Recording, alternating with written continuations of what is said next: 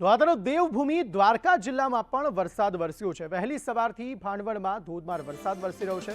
ભાણવડ સહિત આજુબાજુના પંથકમાં વરસાદ વરસી રહ્યો છે। દેવભૂમિ દ્વારકા જિલ્લામાં વરસાદની પધરામણી થઈ છે। ભાણવડમાં વહેલી સવારથી ધોધમાર વરસાદ અને વાવણી લાયક વરસાદ ચાલુ છે।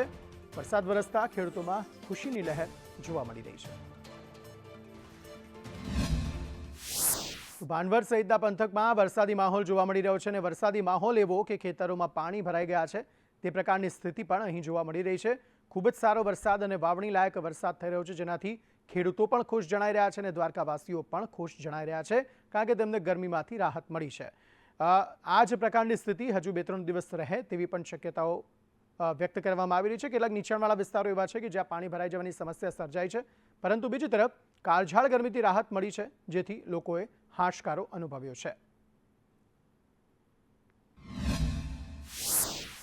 તમામની વચ્ચે વલસાડ, દ્વારકા, પોરબંદરમાં અત્યારે વરસાદી વાતાવરણ જોવા મળી રહ્યું છે, જેને પગલે જે દરિયા કિનારો છે ત્યાં પણ દરિયામાં ભારે કરંટ જોવા મળી રહ્યો છે, જ્યાં લોકોને, પ્રવાસીઓને દરિયા કિનારા સુધી ન જવા માટે પણ કહેવામાં આવી રહ્યું છે, અપીલ કરવામાં આવી રહી છે।